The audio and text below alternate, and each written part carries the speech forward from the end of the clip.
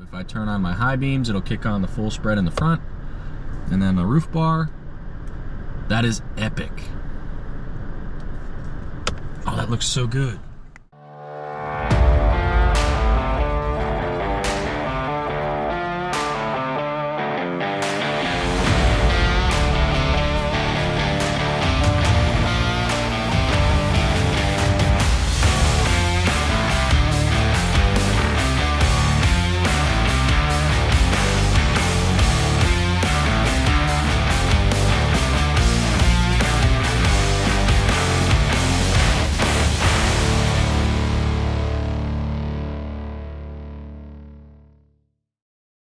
What is going on, my dudes? James here, living life from dusk till dawn as always, and we have another upgrade for Sasha, my 2017 Toyota Tacoma.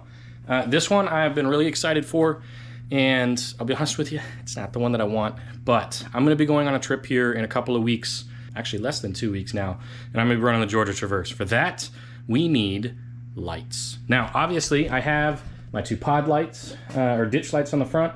I've got the two Heretic 4 BA4s on the side of the front bumper. I've got the center 20-inch light bar. Of course, you got your fog lights, your headlights, that kind of stuff. But I got a 40-inch light bar for the roof. Now, the Uptop Overland rack that I bought has that cutout in it for a unit. It's called a universal cutout or something like that, which basically allows you to fit the majority of 40-inch light bars. It's cut a little bit larger than 40 inches, so if you have like a 41-inch or something, then it probably works just fine. So to start with, I'm gonna have to get my Christmas lights off. I was gonna leave them on for the GT, and then, I don't know, mainly out of laziness, but to be honest with you, they need to come off because I'm gonna be mounting things there, and they can't be in the way. So I'm gonna start by taking that off. I've also got a little bit of wiring that I got to mess with up under the hood in order to clean it up down there. I've got some relays that I don't need to have in there, so I'm gonna cut those out. And then I'm going to be mounting up the new light bar, which I haven't even told you what it is yet, but you know from the video description or like thumbnail. So we're going to get the light bar pulled out, mount it up, run the wires, wire it into my Switch Pros, and it should not be difficult. As I say, probably 3 hours from now when I'm scratching my head, I'm going to be really upset that I said that. But let me go ahead and grab that light bar out of the box and I'll show you what we got. So I have already opened the box. So that I can pull it out and test the light, because it's been a few days since I got it in, and I wanted to make sure that it worked. I will say there's a few things I'm disappointed about. I will talk about that. So this is, as you can see, if you can read upside down, a Nilight 40-inch light bar. It's a little bit bigger. I think this one's like 40.7 or whatever, but it's not a big deal. This did not come with it. I had to order some more track nuts from Uptop Overland in order to mount this, and so I got some more of those. That's what took me so long to actually get to this. But in the box, what's in the box? We have a surprisingly good looking light bar. I was reading a lot of reviews when I bought this because it's incredibly cheap. This, I think I spent 75 bucks on, which when in terms of light bars, that is fool's gold. I don't know. It's really friggin' cheap and garbage, but I'm actually pleasantly surprised. It should be an aluminum housing, and I mean, it feels like it because it's lightweight. It's pretty sturdy. I mean, it's not like I can just bend it or anything like that. But what's really interesting is if you look at it, in the center, the bulbs are different than they are out on the sides. So I wasn't really, I didn't read anything in the description about this being a dual flood spot, but that would be kind of indicative of a dual spread. So, reviews. I was looking at reviews on this thing. A lot of people were having moisture issues and LED burnout issues. It was a $75 light, so I just want to have something up there that hopefully turns on. It does turn on. All the bulbs are on. I already checked that, but I'm really not too worried about it if it only lasts me, you know, a few weeks, few months, a year, because this is not the ultimate bar. But I have used Nilight products before. In fact, the headlights that I had in the Tacoma before I swapped out my housings were Nilight, and I'm pretty sure the ones in my Mazda are also Nilight. And I haven't had any problems with the headlight bulbs. They work really good and they're bright. When it comes to the gasket in here and like the potential leakage, like it looks like it would be totally okay. And on their website, it is advertised as IP68. So for those of you that don't know, those two numbers are indicative of dust and water prevention from getting inside of it. So the 6 is the max that it can go. to 1 to 6, and so that means that it is dust proof effectively. And then the second number I think is out of 9. This one's IP68, but obviously it's not going to get submerged because it's going to be on the roof in the truck. So it should be splash resistant. We'll see. I'll keep you guys updated in 6 months or so. I'll put out an update video, so stay tuned for that in 6 months. But those are the 2 major issues with it. I guess there's a third one. So the side housings here are made out of plastic, I believe. Oh, no, these are aluminum. That's definitely aluminum. I don't know. People were complaining about stripping out the threads on this, but that there was enough meat to make it a larger bolt, basically. With that, let me show you the stuff that comes with it. Ooh, let's not drop it first day. So we got some bolts that are relatively long, an Allen key for it, and then 2 different mounting brackets. We have a smaller kind of curved one, and then we also have a much longer straight bracket. So I don't know which one I'm going to use. I'm going to have to kind of hold it up there. Well, I guess it would go this way, right? Because this would screw into the side of the light, and then that would go into the thing. So I think I'm going to be going from the front of the bar. I'm probably going to be using this one. Yeah, because as you can see, it sticks out just barely beyond the back of the light housing. So that's the one I'm going to end up having to go with. Cool. Wiring. It did not come with any wiring, and this is all the wire length that they gave us. Obviously, I do a lot of things myself, so I have plenty of extra wire. It is a little disappointing that it didn't come with like 4 feet or 6 feet of cable that you could trim yourself.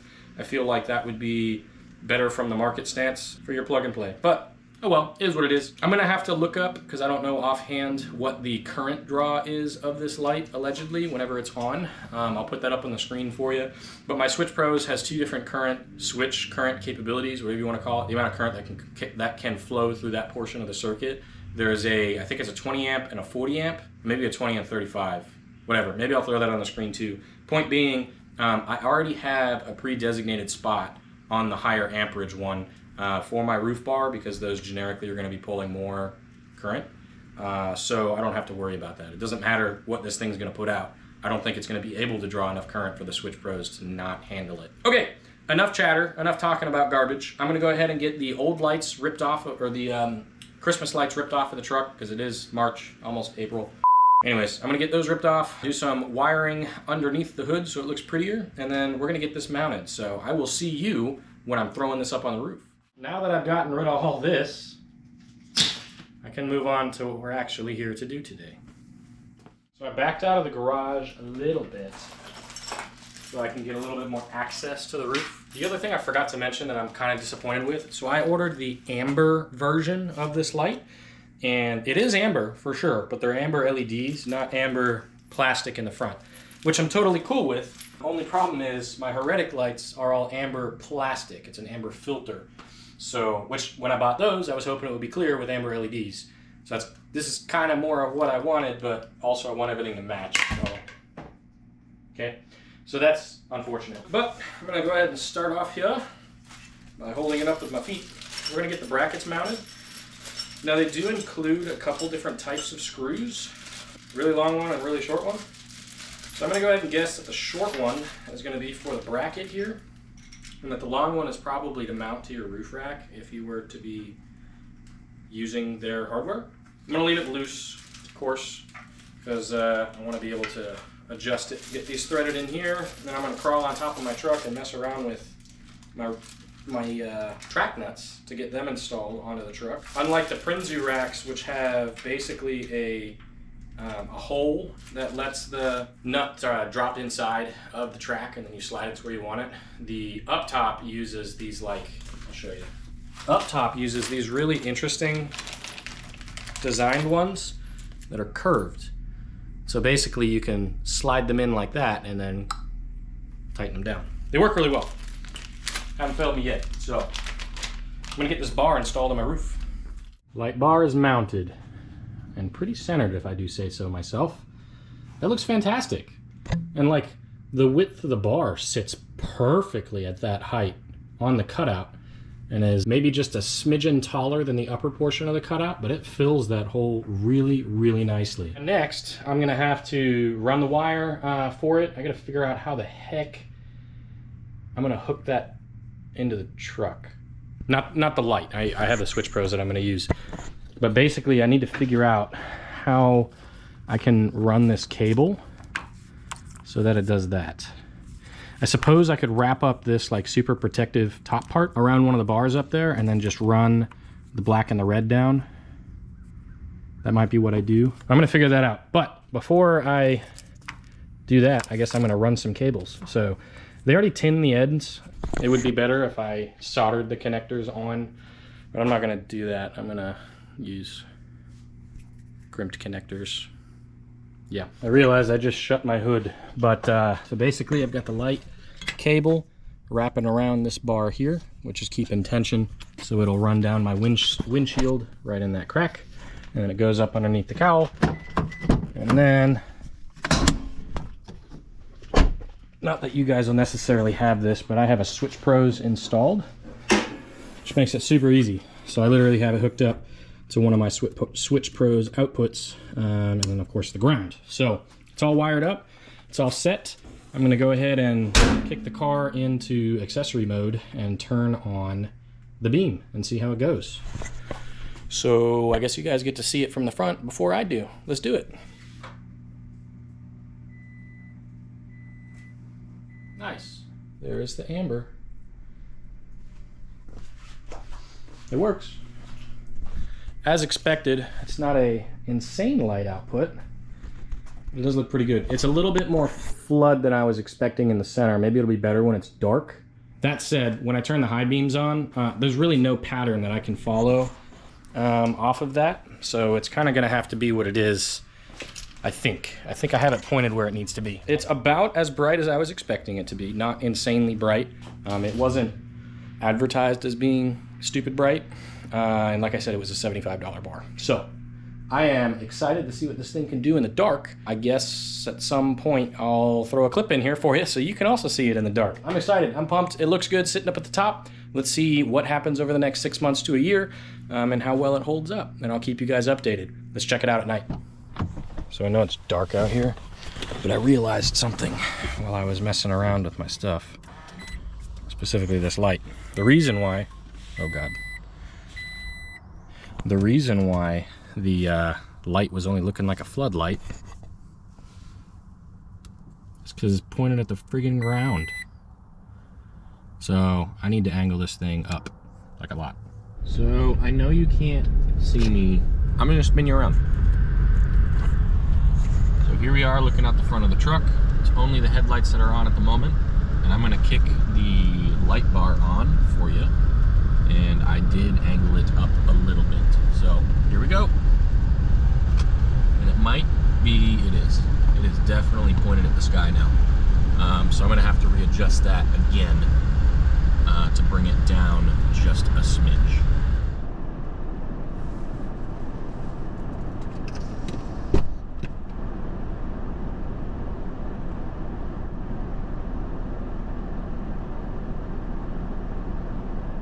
Right, much better. So, as you can see, the roof bar on, it's a pretty decent spread, you know? Looks great. Now, once this car passes, so I don't piss somebody off, if I turn on my high beams, it'll kick on the full spread in the front, and then the roof bar, that is epic. Oh, that looks so good. So, it is a new day, a new month, and a new haircut. Also, I'm sure the sound quality is probably a lot better because I have my road mic back. So basically this entire video has been filmed on the GoPro onboard microphone because my road mic was off at road getting repaired. Anywho, since it has been a few months that I've had this light bar installed in the truck, and in my usual fashion, whenever I do stuff that takes a couple of days, I totally forget to film an outro. So I figured I might give you the quick update on the Nilight 40-inch like off-road light bar. I'm very pleased with it. I haven't had a whole lot of chances to use it per se. I went out on the Georgia Traverse, I don't know, a month and a half-ish ago. It's mid-June right now and we were out mid-April, so legitimately 2 months. And I had that installed before we went out on the Traverse. As you can see, there is no water inside of the lens, and based on the cloud cover in the sky and the wetness of my feet, it just rained. and we are entering stormy season here in the southern states of the United States. And long story short, it rains really hard, but pretty much every single day it'll rain for like a half an hour. So when it comes to the watertight integrity of this Lightbar being IP67, it really has done its job, and it looks fantastic. I don't have any complaints.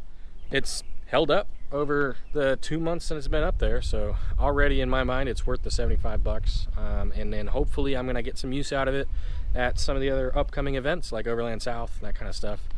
Follow the channel because you guys will be able to see, I guess, more use out of that. And then sometime around a year I'll hop out, we'll make another video, and we'll talk about the pros and the cons of the Nilight 40-inch Lightbar. So with that, I hope you guys have enjoyed. Please come back and see me again. Always doing new projects. As you can see in the background, the Mazda is currently in pieces, so if you're interested in that, that's coming out soon. Also, the Georgia Traverse trip is currently in the process of being edited. I have like 7 hours of footage on my main camera that I have to work through.